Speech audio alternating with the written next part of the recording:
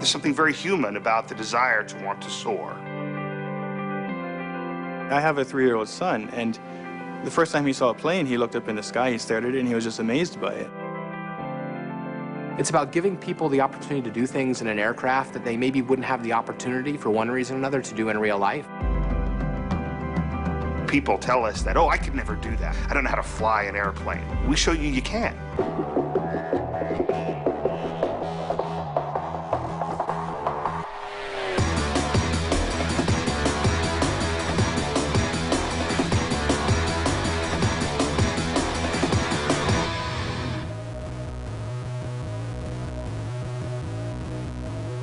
Building an aircraft for flight is very close to building an actual aircraft.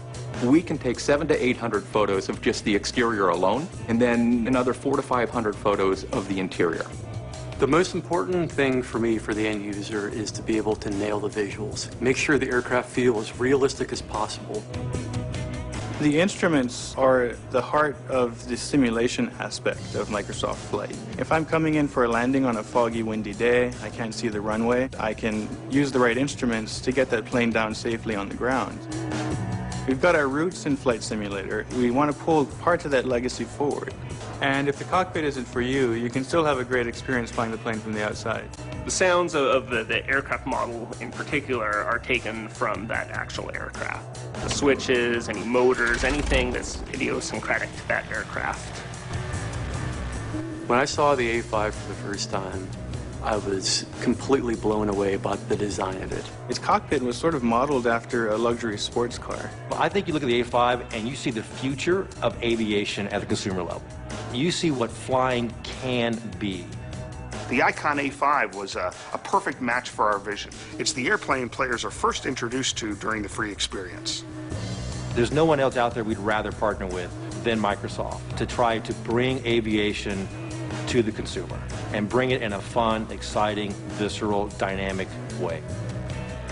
The level of attention to detail that Microsoft gave to this project absolutely stunned us. We work very closely with Microsoft to make sure that every detail that's in the game is representative of the actual airplane.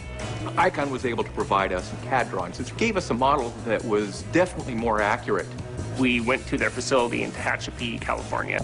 Put the aircraft down, put the mics up, start recording it. We run it through its RPM paces.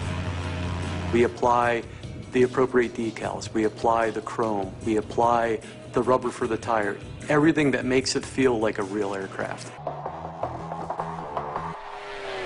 They created basically a virtual game for us that we were allowed to then play.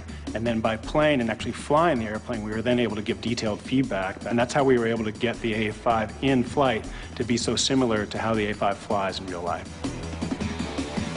The best thing about Microsoft Flight to me is the focus on the experience of flying, not about the act of operating an airplane. That's a fundamental shift. I can do things in the game that I wouldn't be able to do in real life, but that I have a lot of fun pushing myself to do. You don't need a joystick, you don't need to use your keyboard, okay? Grab a mouse and go. Let your imagination manifest itself. I mean, let the dream of flying become real.